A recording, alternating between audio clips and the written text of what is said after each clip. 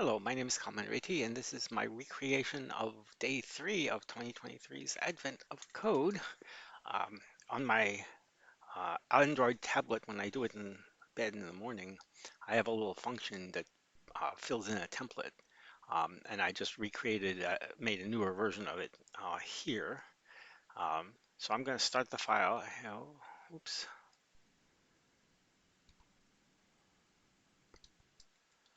AOCA 2023-03.el. Uh, and the way I CA, it says year day optional insert. If I don't say insert, it'll just tell me the lines it would have inserted. That was useful for debugging. 23, 3, and I will do one insert. And so that just inserts the template. It generates all of the different names. Um, if you want to see what that looks like, uh, it's here. Basically, I said, I want a variable with input and, the various different pieces, and then I generate, the various strings, um, and then basically insert them. Not very complicated. Anyway, this is to be filled in. So the input that we get from the puzzle goes here. I can click to actually show. I have this enunciator over here that's telling you what I'm doing. The sample one input, sample two input. We write a part one function. This is where we test it to make sure that we get the right answers on the sample, and then we test it on the real input. Then we do a part two function. Many times the part two function will be just calling the part one function with an extra argument, but not always. And then we test the part two on the part two sample if there's a separate one. Oftentimes there isn't, so then I have to manually edit this to be part one sample. Um, and then finally on the actual real live input. So I'm going to save out the template. Now let's go look at Advent code. Now as usual, I'm running this on an other account, so I haven't done this on this account yet. But I have done it on my main account early in the morning and on my Android tablet. So this is not, me doing it for the first time, but I usually try to not refer to my previous solution, basically solve it the same way that I would have, except that maybe I have a few of the um, edge cases more fresh in my mind. So this is called gear ratios. So the long trip where we played the game last time leads us to a gondola lift, which takes us to a water source. But the elf can't go any farther, so you have to find the gondolas, but they're not moving. And so an elf workman says, "Sorry, the gondola lift isn't working. We it'll still be a while before I can fix it." There's an engine part that's missing, and if you made a list of all the part numbers in the engine schematic, that would help him figure out which part is missing. So the engine schematic is written like this. There's a bunch of numbers. There's dots, which mean basically empty space, more numbers, dots. And then there's these symbols. So here's an asterisk, here's a sharp sign, here's a plus sign, here's a dollar sign. And um, the number, if it's adjacent to one of these symbols, left, right, up, down, or diagonally, is a part number. So 467 is a part number and 35 is a part number because this one's diagonally adjacent, this is downward, upward adjacent. Um, but 114 is not a part number because there is no symbol within, the perimeter of, you know, the adjacent, spaces. And then, so the only other one that doesn't have any symbol is this 58. And what they want you to do in the puzzle is the The two numbers that are not part numbers are the 114 and the 58. Every other number is adjacent to a symbol and so is a part number. So they want to add up all the part numbers. And of course, the real engine schematic is much larger. So we're going to take this first as our sample input. Oops. Try to get all of it. That could, one of the things you have to be careful about is not to miss stuff. Oh, I forgot something in this template. Okay, well, I will have to add it to the template code for tomorrow. But what I need is two Lisp expressions, one to bring in the common Lisp compatibility package, and the other to set debug on quit so that I can interrupt the long-running um, eLisp uh, um, expression and go into the debugger instead of just throw all that work away. And in the debugger, I can see what's going on and maybe fix it and certainly continue if it's just slow. So first template problem. Anyway, I copied in the sample. Now I should get my puzzle inputs. So this is going to be much larger. Uh, Indeed. Copy and put it here. Whoa, okay. So I'm going to go Control Meta E to go to the end, Control X, Control E to define that to Lisp, Control Meta E again, and Control X, Control E to move to the next expression. In fact, I could have just gone Control Meta E, Control Meta E. So yeah, okay. So Control X, Control E. So I think I defined part two sample as the empty string, which means I may have to redefine it. In Lisp, defvars are defined the first time if they already have a value. The evaluating a defvar dynamically is a no-op. You have to basically take away the value, or temporarily change the defvar to a setq, evaluate that, and then put it back to a defvar. Anyway, so. This episode is going to be longer because we're going to do some interesting things and use lots more of Lisp, um, more advanced stuff of Lisp. So the first thing we need to do is we need to notice that um, this string has, some number of characters and then a new line, same number of characters than a new line, same number of characters than a new line. And they're asking us to do operations using sort of 2D coordinates. So we want to see if the you know character that's above or below or to the left or to the right are stuff. So we're going to be using this string, which is a single vector, but we're going to do sort of 2D like things to this string. And so we have to find out some information about the string first. So the first thing we're going to do is we're going to have a let star block. And we're going to have a bunch of different things that we're going to find out about the string.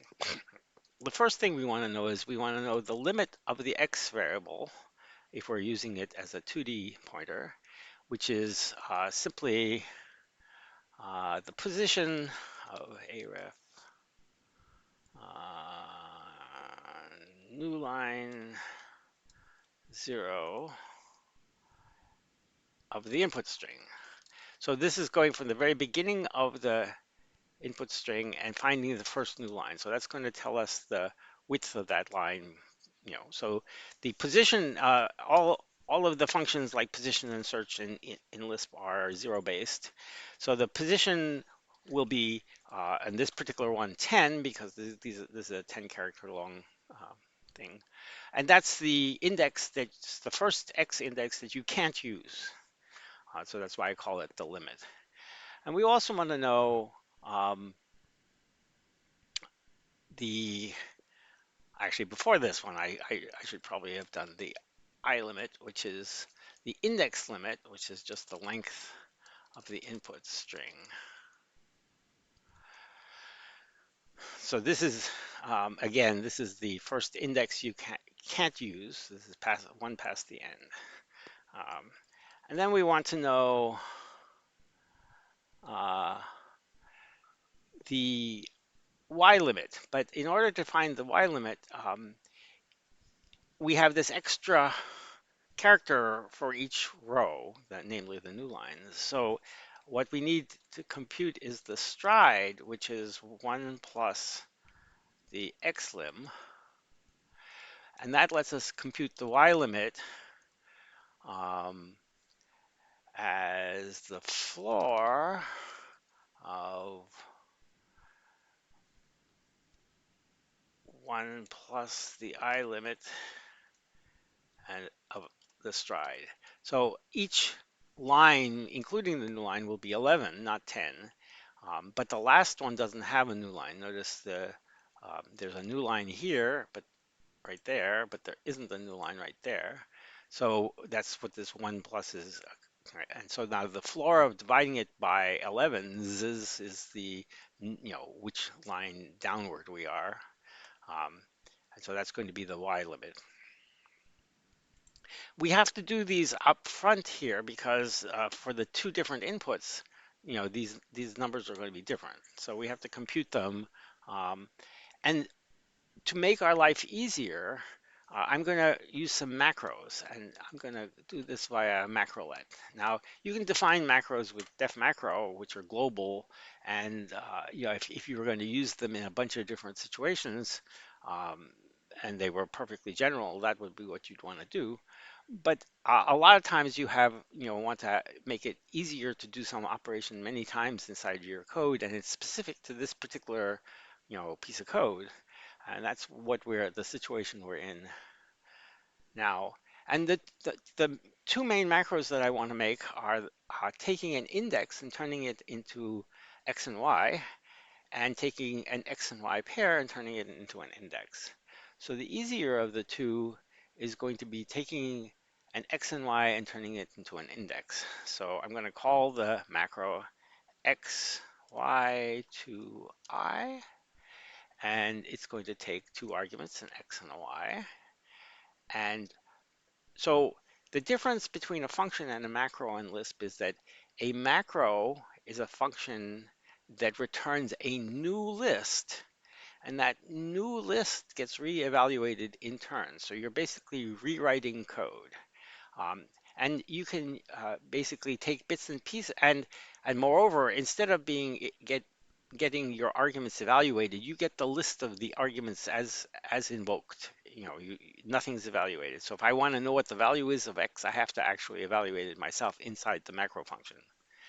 So a lot of times you use backquote, which is mostly quote, but allow me to put values in the middle, by prefixing them with a comma. So in order to get the index, if I know an x and a y, I basically need to add the x. Now, again, I said we can insert the x value that we're being called with. So if I used regular quote, then everything would be just quoted in constant, and I couldn't have pieces.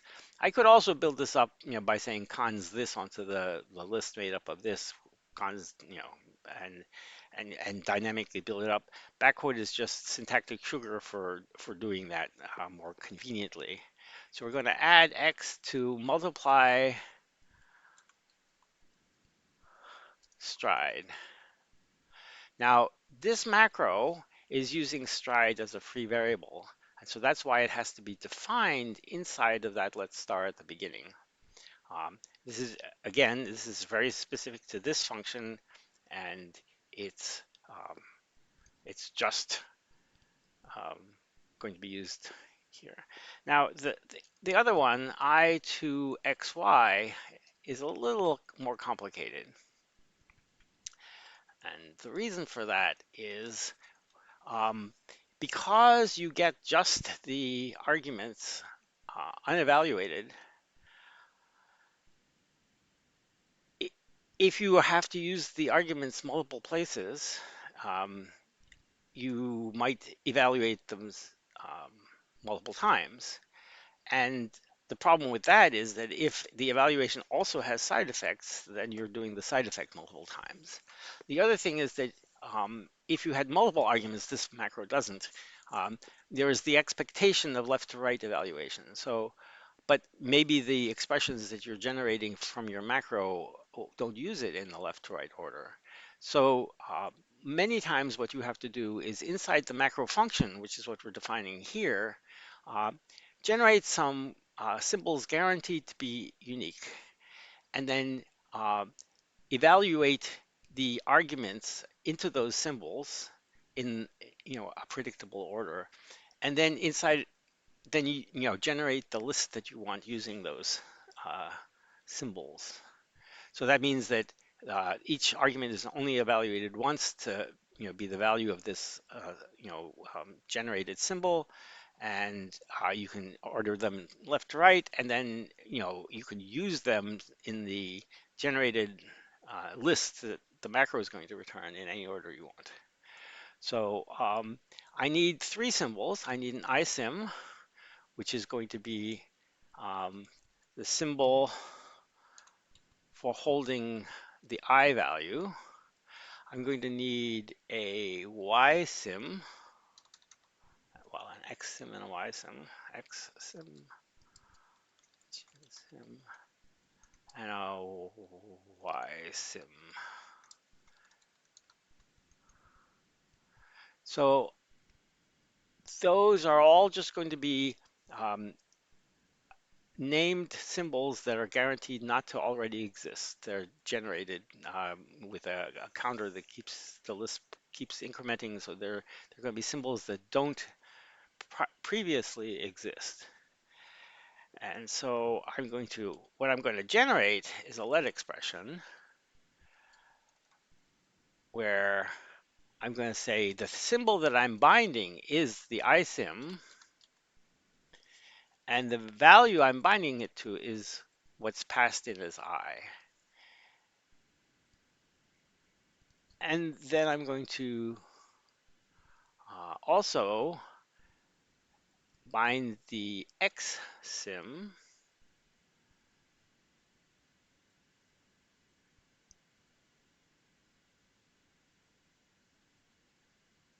Sorry, I need to do it in a different order. I need to do Y sim first,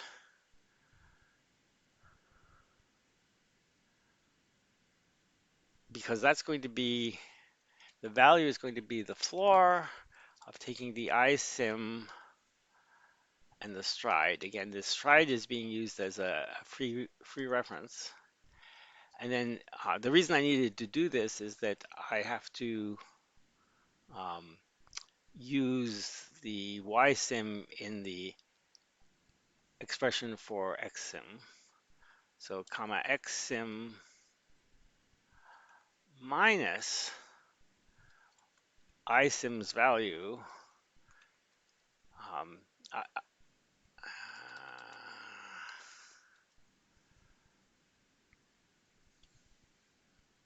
so I sim's value was, how far into the line the X placed us.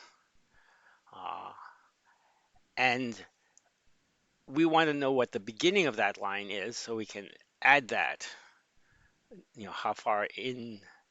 So that where the beginning of the Yth row is times Y sim stride. Because we're multiplying, oops, I got two levels here.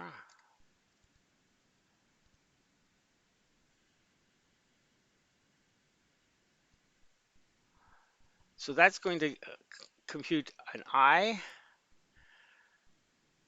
just what's passed in, but it's going to now be bound to this. Oops, it has to be a let star because we're using one later.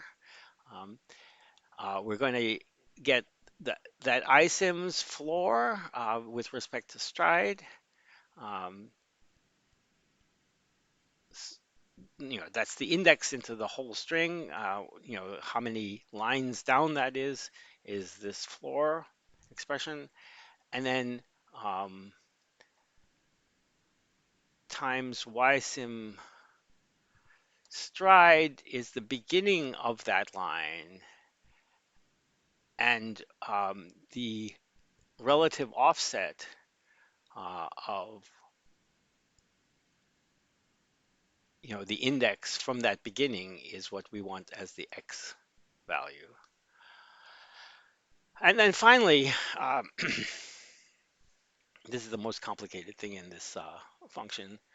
We we only want to return valid ones. So whoops, unless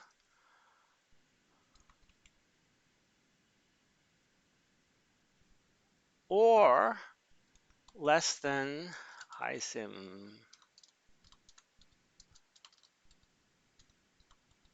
0. So we don't want to do a negative one. Um,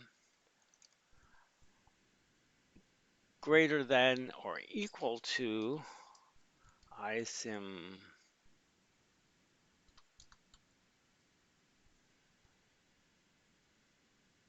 ilim. Again, this is a free variable use inside the generated code of the macro. And we're only going to return an XY pair for a valid um, index.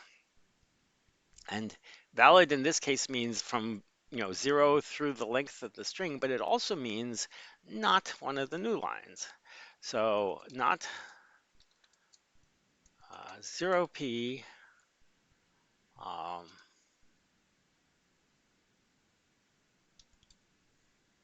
isim. In other words, we're not passing in 0. 0 is variable, is valid, but 0p mod isim stride. So if it's 0p with respect to stride, then that means we're sitting on a new line. Um, so unless any of those three conditions is true, then we're going to just return a list of xsim, ysim.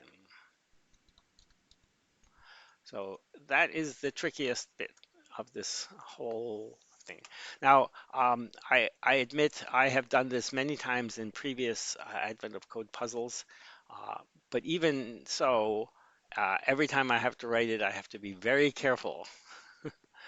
Um, and the way to test something like this is you can just take this entire expression, and so go back out here to scratch and yank it in and stick a def macro in front of it. And now we have this as a standalone macro. And what we can do is we can say macro expand I to xy of 0 and okay, so I must have done something wrong. It's a good thing I tested it. AOCA. Oops, yes. So I used a regular quote, not a back quote. So in fact, it's clearly not going to work. So here, this has to be a back quote. And we can go to the E and expand it again. Do it again. I misspelled isim. I keep doing alt tab thinking, that will give me the, the buffer and it's wrong. Search ISM. Yeah, I was mistyping that each time.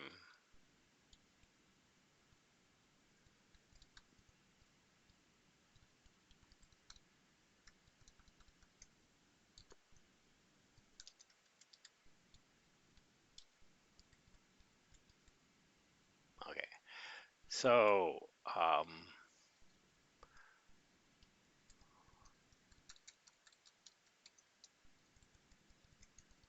so that's a little hard to read. So what I can do is require CL extra, I think it is. CL pretty print of macro expand. And so that's showing us that we're going to have a temporary variable of 0, a G63 set to 0, G65 set to the floor of that against stride, um, minus G63 from, right, because, so this is going to be the beginning of the line, um, which will be 0. So this is not a terribly interesting one, but because I passed in a 0 here. Um, but anyway, if G63 is below less than 0, uh, in fact, I left out the 0. This is why debugging is pretty good. Um,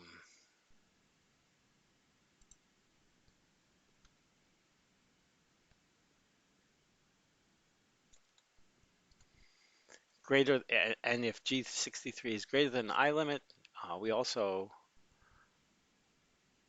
and this condition will cause us to return nil, or this condition will return nil, or this condition, not 0, and this. So, for example, if we passed in 11, it would be, tested against this. So we can actually test it inside the code, inside the macro expand. Uh, so here we are in macrolet, and that's our second macro. Let's close off the macrolet loop for I from -2 to +2 ilim for xy equals I to xy I unless x collect I.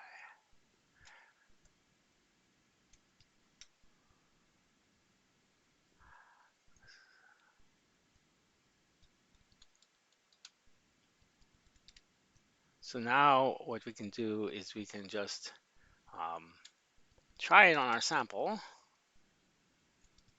and we see that the ones where we're not returning an xy value is ones where we're negative, and the multiples um,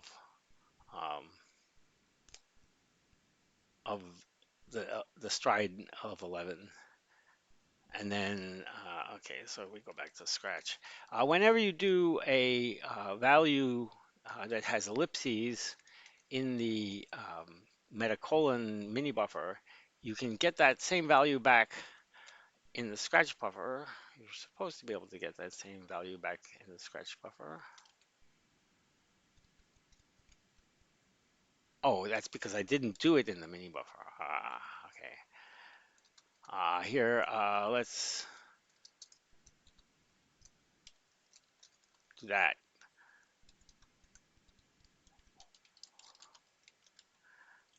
And in the scratch buffer, you can just hit a return on the ellipses and it'll tell you all of them. So the thing is 109 long, 109 is it's past the length, and we went 2 extra. These are beyond the limit. So we've tested that our macro works um, to the extent of that it's avoiding the illegal ones. We're going to add another macro later for a different purpose, but macrolet is one of the more advanced features of Lisp. So let's get rid of that testing code. So what we really want to do is we want to loop over all of the characters in this string. So, and what we want to do is we want to collect two things. So we're going to say HT symbols equals make hash table test equal. The keys to these hash tables are going to be the XY coordinates, and we're going to put in what's there. And HT number equals make hash table test equal. Common Lisp has a equal p test for the hash table, but emacs Lisp does not. And in fact, I should really be saying, this is just sort of laziness on my part, I should be saying that.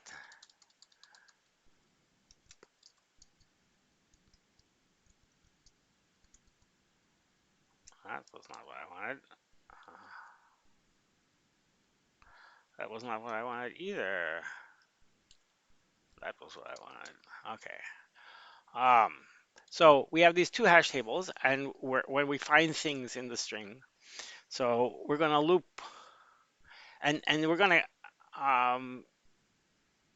yes, we're going to loop for fingers on the right keys for I below I limit. So we're going to look at every character in the string.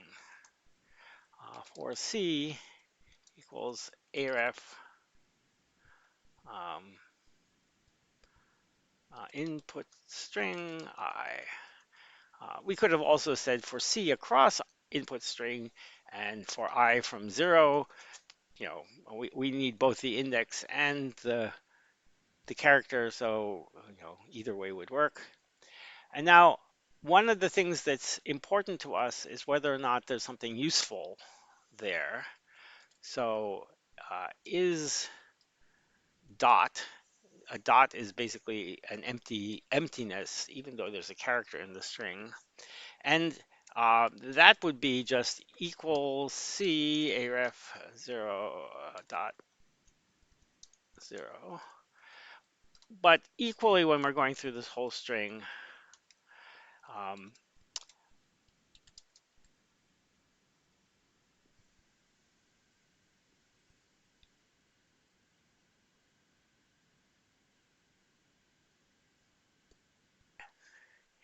equally useless is if it's a new line. So equal C aref new line 0. The reason I'm doing the aref of a string 0 to get a single character is that um, many times I try to write these in such a way that I could run them in Common Lisp as well, because Common Lisp is where the loop macro comes from. And Common Lisp and eLisp have different ways of specifying constant characters. So, uh, the doing it the way of saying, this character um, doesn't work in both places. So there's a smidgen extra overhead to doing it this way, but again, so in the old days, earlier versions of Emacs didn't have infinite precision integers, big nums, and so some of the problems you actually had to do in Common Lisp. So I wrote a few little compatibility functions for Common Lisp that simulated some of the eLisp only functions I used, like split string, and then could basically take the same definition and just run it in Common Lisp. But anyway, these days you can do everything in eLisp. Uh, so is dot is a stand-in for basically is it useful? And another thing that we want to know is a digit character. So we can find that by saying position of C in 0, 1, 2, 3, 4, 5, 6, 7, 8, 9. So position of C. Um, if the character is something that's not there, a position will return nil. Nil, as I've said before, is the only false value for conditionals. Otherwise, it returns the index that it found that character. So by making the string in this order, the index is in fact the value of the digit. Um, for xy equals I to xy of I. And this is what we tested the last time before. And one thing that we're going to do is we're going to collect all the digits we see successively. So we need some variable to do that in. So with digits, uh,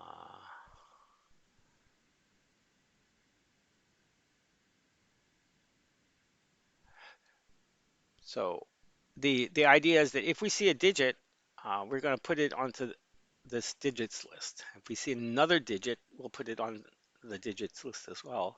And only when we see a non-digit will we take the existing digits list and do something, convert it to a number and then do something with that number. So when and is digit,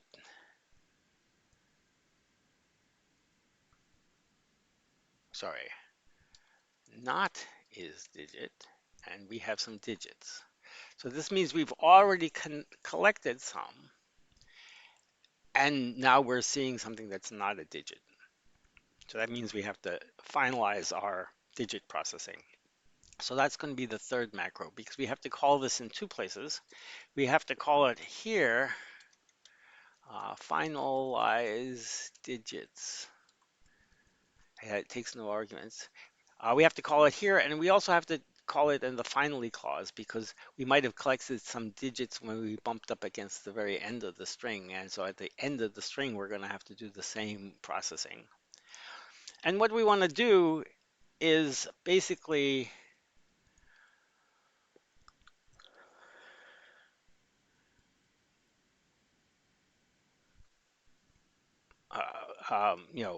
compute the number that these digits represents. So um, in the case where we see a digit, but we haven't gotten digits yet, um, or yes, well, so in the when we do see a digit, we just push the digit onto digits, which means that we're going to have the highest order uh, digit pushed first because we're going to the right in the string, then the lowest order, lower order, and lower order. So the first thing on the digits list will be the lowest order one. So we have to figure out what the value is. And again, one of the nice things about using loop, which we're going to generate, loop with number and indices equals loop with answer equals 0 and multiplier equals 1 for j dot d in digits. So I lied. We're not pushing just the um, the number onto digits. We're pushing both the number and the index where we found it. Um, we're going to incaf the answer by times the digit we got and the multiplier, and then we're going to set q the multiplier to times the multiplier 10. Um, and we're also at the same time going to collect the j's into indices seen. Finally, when we've processed all of the elements that are on the digits list, we will return two things. Um, a list of the answer, a list and a list of two things, the answer and all of the indices seen.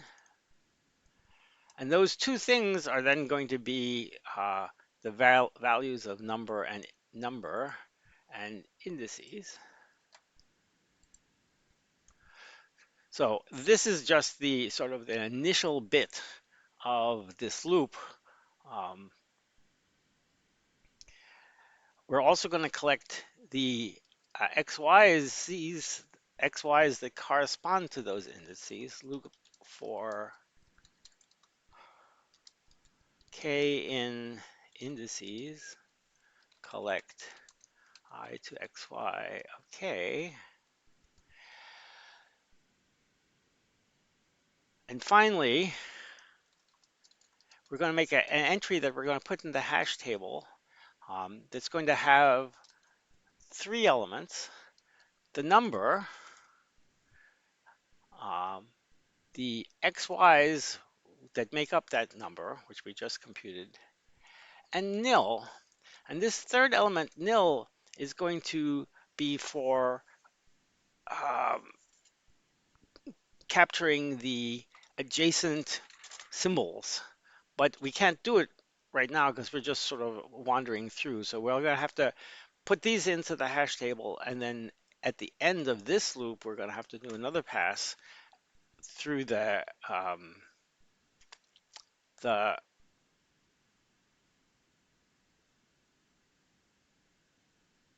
symbols, which we're also going to keep.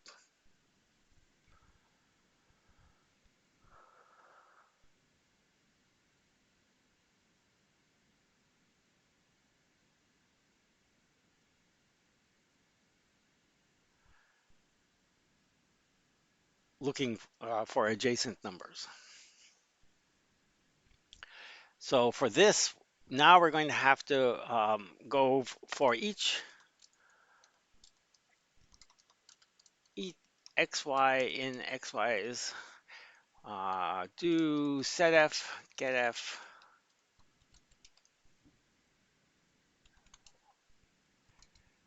uh,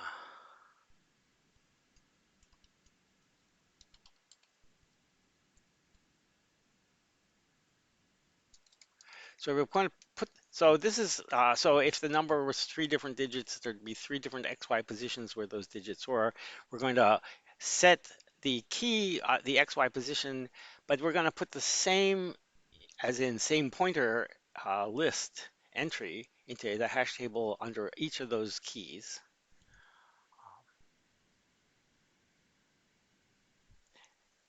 And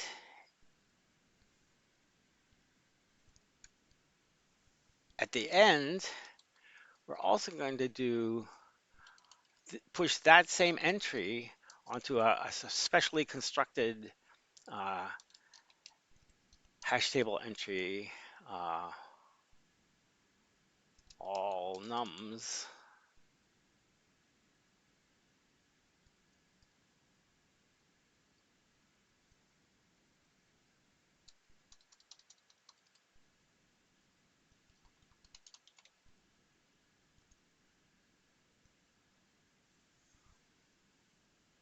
So at the end, we can do a get hash of all nums on the hash table to get the list of all the entries we've seen. And I believe, oh no, there's one more thing we have to do, which is we have to set Q the digits list that we were operating on to nil. So,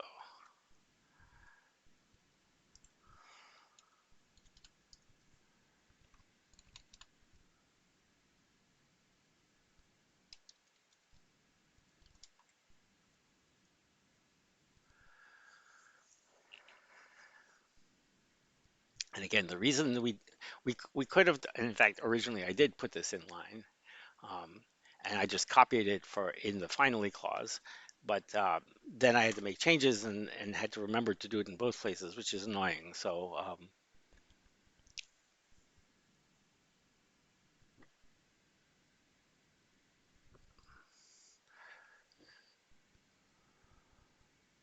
now we have to handle the other cases.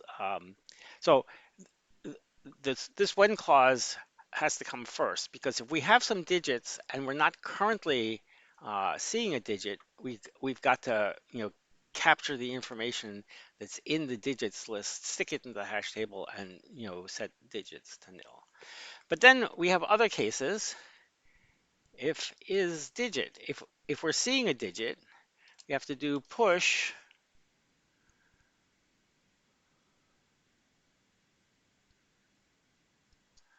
and we're going to put those two values that I told, the index and the digit,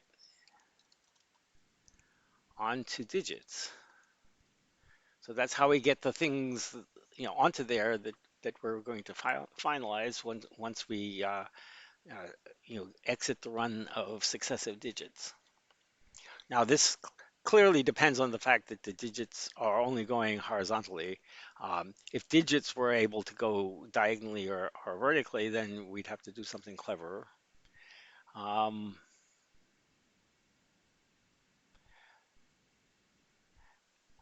so else if not is dot. So if it's a non, so if it was a dot, we don't have to do anything. Um, but if it's a non-dot, then we have to put it in the other hash table, the symbol hash table. And what we're going to do there is setf get hash. Again, the uh, list of xy is the key, and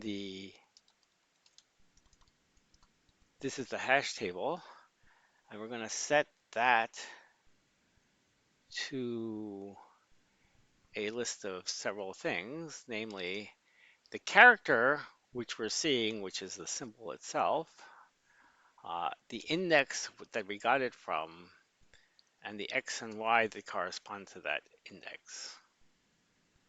So each entry in this symbol hash table for an x and y will have one of these. The reason I put the x and y in the value is that you can iterate in the loop macro either on hash keys or values individually, or you can do it on both. But the idea is that sometimes it's useful to have some of that information if you're just iterating on the values. Um, my feeling is that more information in hash tables is better than less information, because when you get to part two, you often need the more information.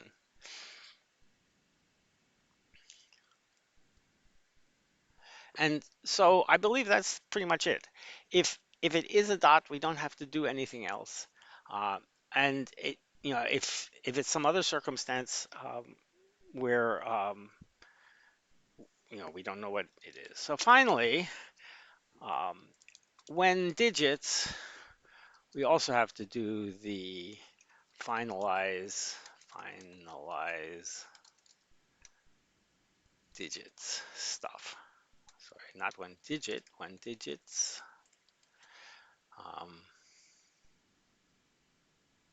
so that means that we ran up to the end of the string collecting digits, and we haven't put them in the hash table. So, so that's just sort of the last bit of bookkeeping for the main part of this loop. Now we're going to have to do another loop, and in this loop we're going to have to find the um, adjacent symbols to these numbers. So So we're going to loop for xy being the hash keys of htsim. We were putting um, the symbols in,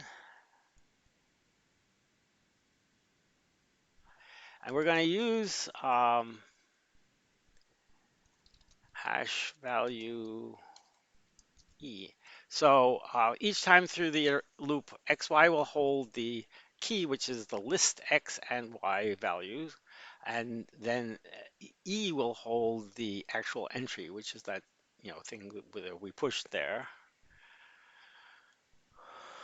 And in fact, we can see that for char index xy equals E.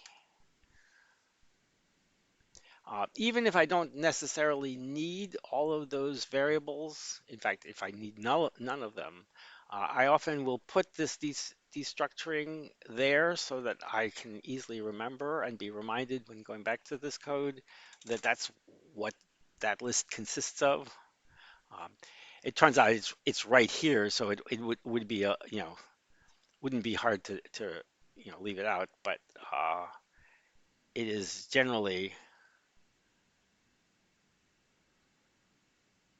So what we have to do is loop for a y coordinate from,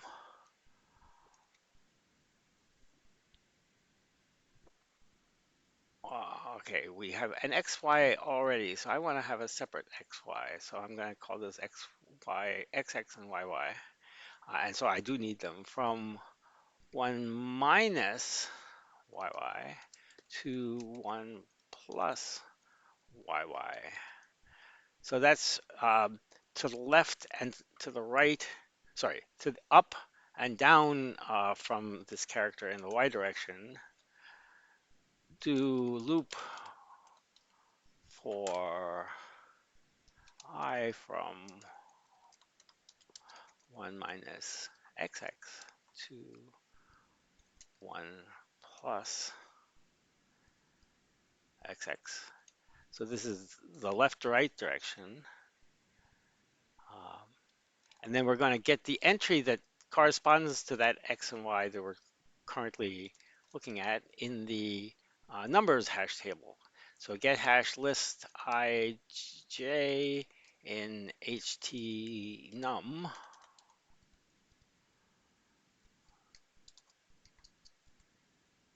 And again,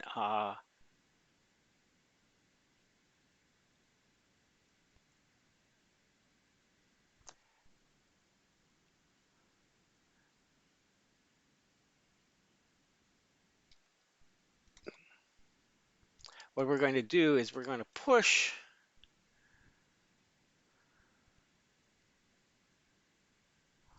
the index that we're currently on. Oops. Yeah, index that came. That's the index of the symbol onto the third of the get hash of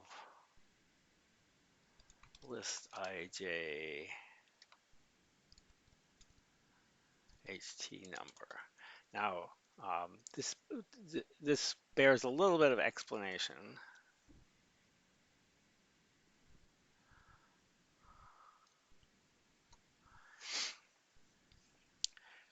Get hash will return the thing we put into the ht number, which was the number, all of the xy values that made up of the number, and we started out with a nil as the third element.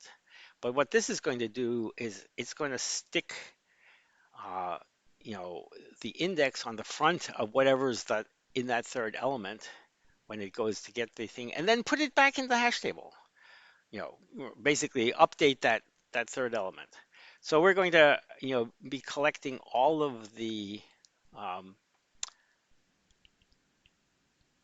you know, 1D indexes into the string for symbols uh, that are some, in the vicinity of these numbers.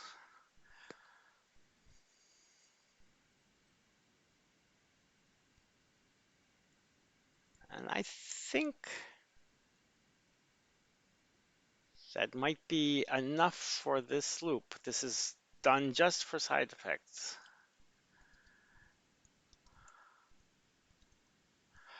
So the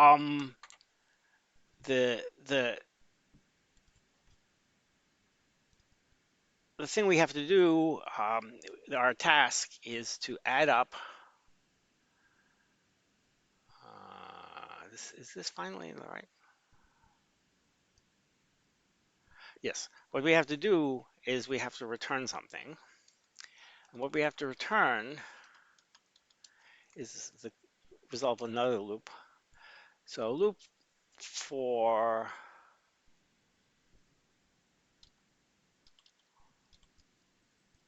and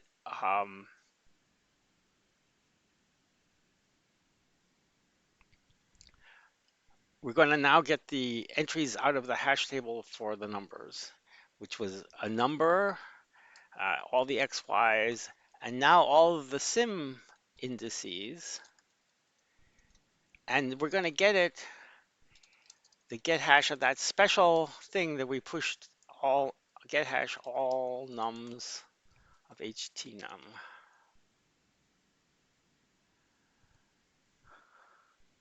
When we have symbol indices, namely there was a symbol of some sort nearby, we just sum n.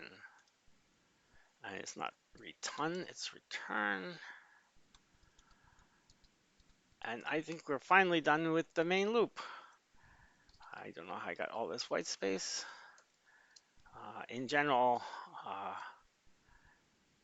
because you can navigate, at the whole expression level, uh, glomming all the parentheses together makes it more reasonable as far as I'm concerned.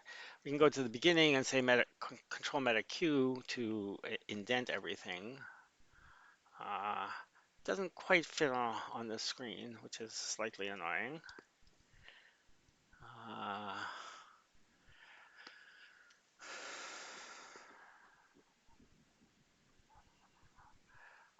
One trick that you can play is that oftentimes you can, um, move a loop clause up without making it too terribly less readable. Um, and then if one has a blank line here, that also it makes it closer to fitting. Similarly, in these let clauses, I could put two of them on one line.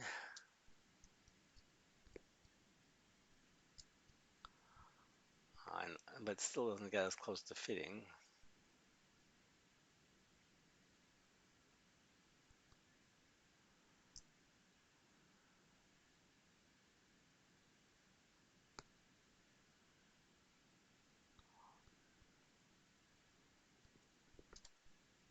Okay, well, anyway, this is the function. Now, I don't remember if I evaluated the variables. Probably did.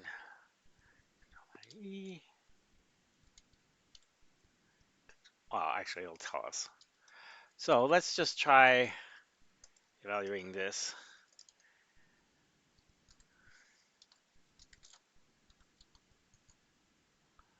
Okay. So here we are in the debugger. Digits, map hash. So the map hash is what the loop iterator across the hash table expands into. And it's the XYE.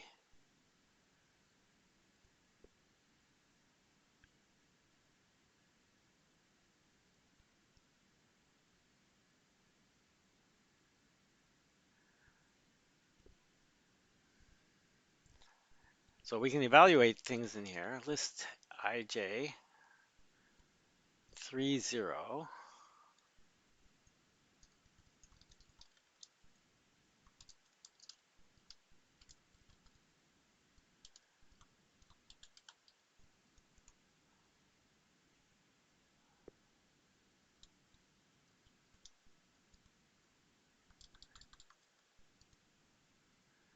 So we don't have, okay, so get hash all nums from htnum. So we do have all of the entries there. But notice they all have a third value of nil, which is wrong. So our code that was supposed to update that here for entry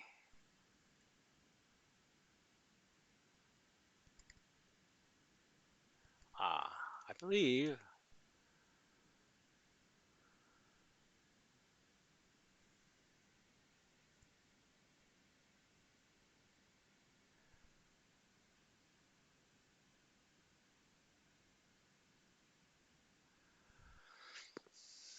Okay, so there's a bug here. Um, we only want to do this when we have an entry. We don't want to push nils, and then they also want to do push new because we could be adjacent to more than one digit of a number, and so we don't want to um, push the same entry onto the hash table more than once and into this third thing. So let's see what happens if after we make those fixes, we get an answer. Is this the right answer? 4361.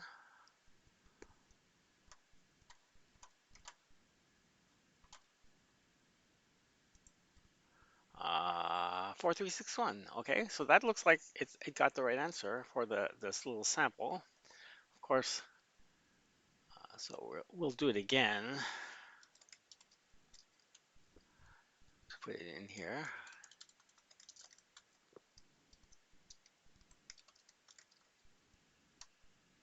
So 535351. Okay, implausible sounding. Indeed, that's the correct answer. So, part two. So it provides one gold star. This was definitely more work today than day threes in the past. I don't know if this is going to signify that the whole advent of code is more work, but wow. Anyway,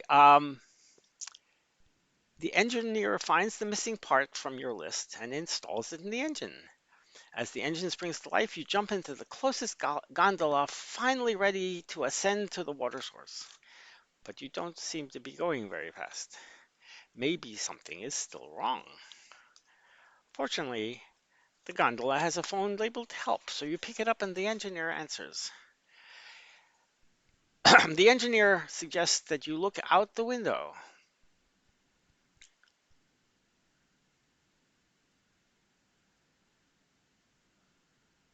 So the missing part wasn't the only issue. One of the gears in the engine is wrong. A gear is any star symbol that is adjacent to exactly two part numbers.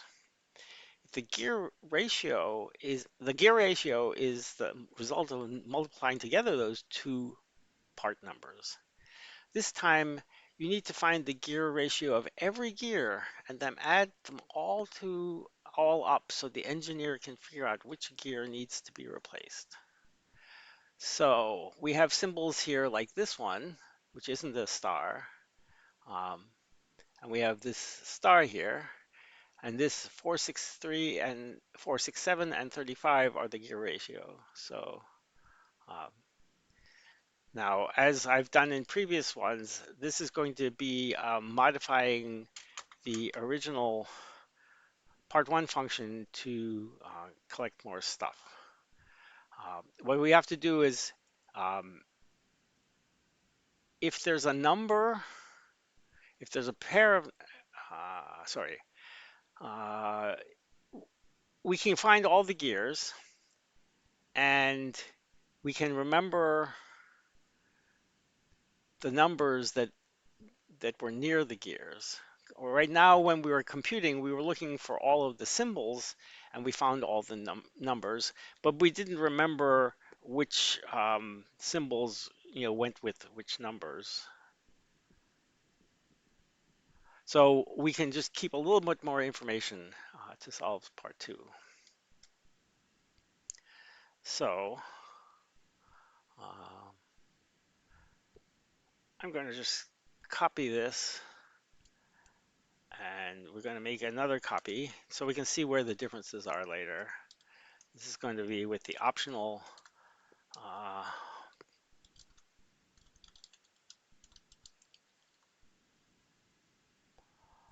And the only thing that's going to, oops,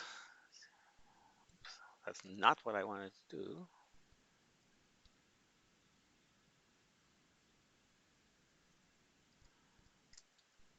Okay, part one once, part one twice. I'm going to split this into two buffers.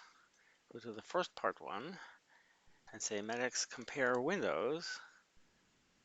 And indeed, it found the difference that I'd already typed in, but there should be no more difference. Okay, so I haven't managed to work anything by mistyping.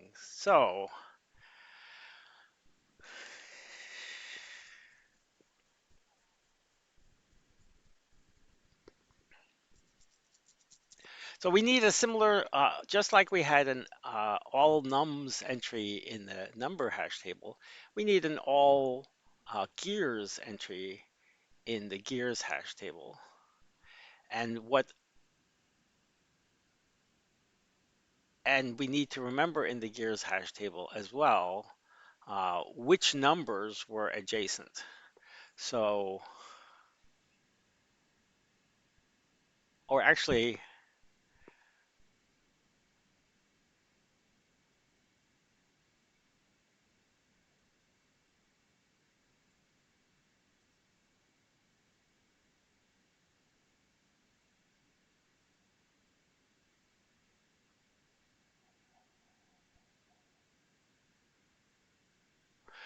in this loop here,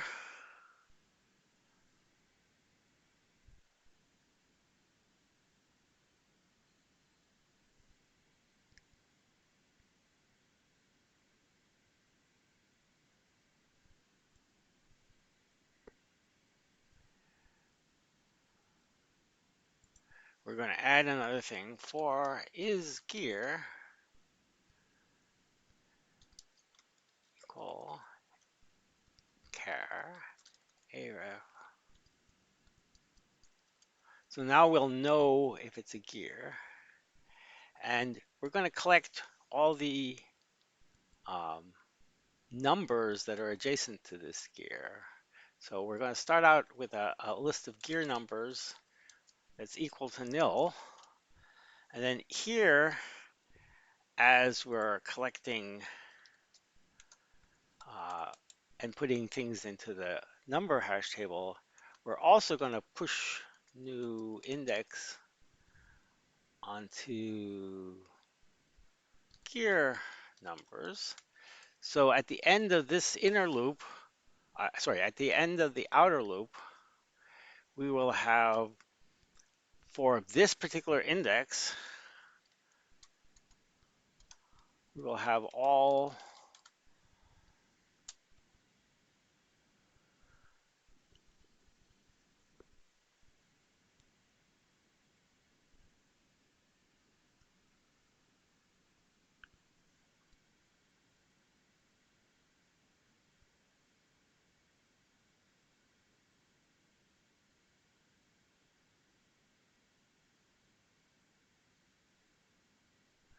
sorry, we don't want, we want the entry.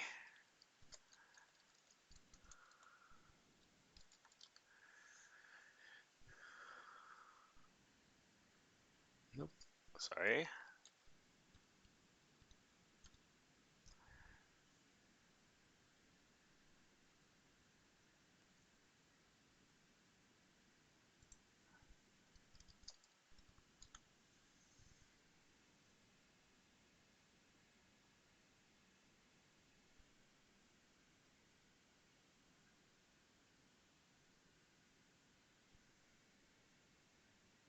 Ah, yes, okay.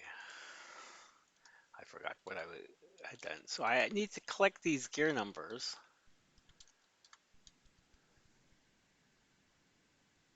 into another uh, list, all gear numbers.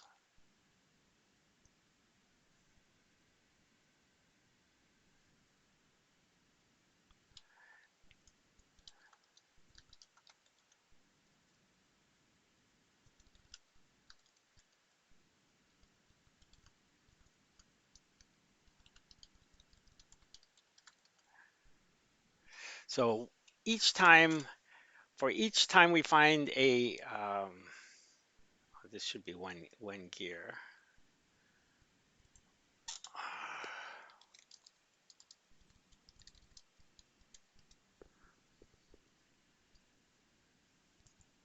And when gear numbers.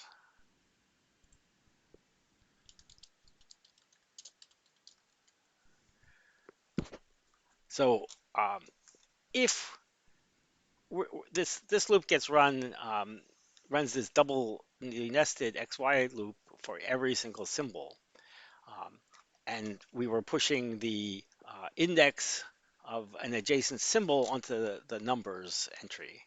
Um, but now, in addition, when it's a gear, we're pushing that entry onto gear numbers, which we start out nil for each gear.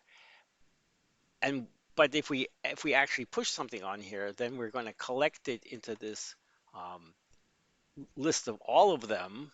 So at the end of this loop, we can store that in the symbol table.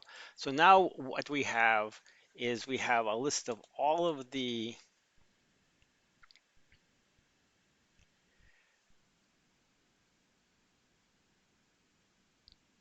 um, numeric entries for that are adjacent to the to a particular gear.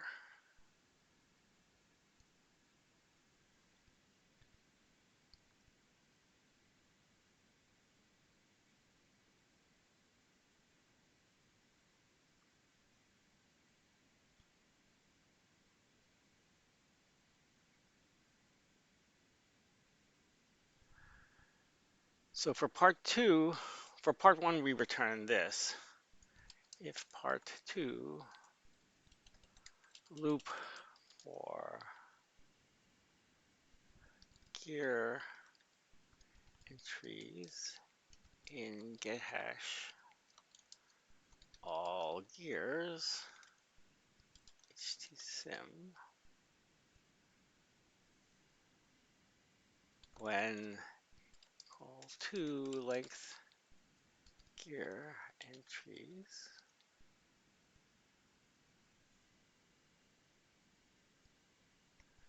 sum. And what we want to sum, so if there's only one or if there's more than two, this is not a gear ratio. Um, I think the more than two case doesn't happen. But we're going to add up all of the powers, and the powers were basically multiply the two numbers together. Now, a gear entry, remember, is a list, the first element of which is the number. So we want to apply the multiply function to loop for n in gear entries, collect n. So that's just going to get that first number, and that's what we're going to add up. The list of those is what we're going to multiply together, and each of those powers is what we're going to add up. So I think that's it, except that it is.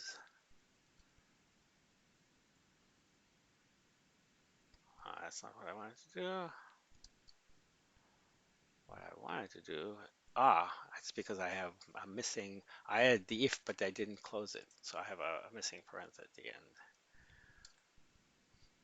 Control Meta B, Control Meta F. Okay, so that's our updated part one, we think. So our part two is going to just call that part one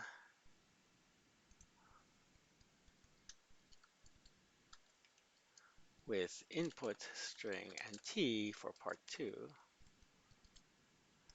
So we want to make sure we haven't broken part one. So Control X, Control E gives us 4361. Control X, Control E gives us 5351. Control X, Control E. Oops, we don't have a part two sample. I think I mentioned this at the beginning. I'll take that.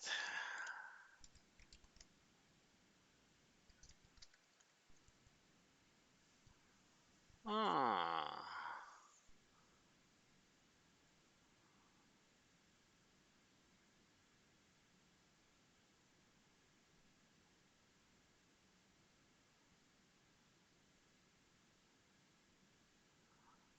Oh, did I not recompile it with the optional argument?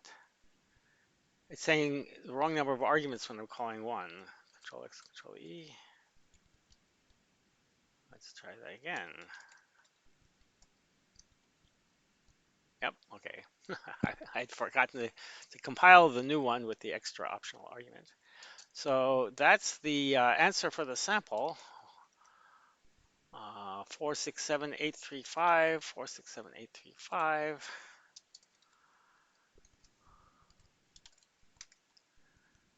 And this is going to be the answer for the real input.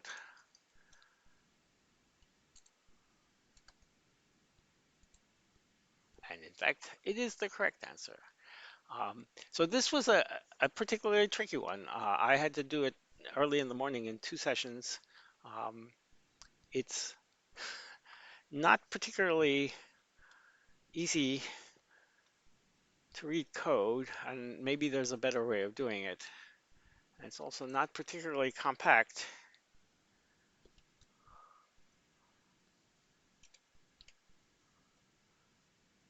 Um, but we really only had to change a little bit of extra bookkeeping between part one and part two, namely this, keeping this list for each symbol that happens to be a gear, and adding the number entries to that list, and then collecting them up for all of the gears, and then putting it into the hash table. That's really the only extra stuff we're doing, except that, of course, we have to compute the different answer based on that extra stuff we collected. Anyways, uh, this was fun. Thanks for your attention. Sorry, this is a long video.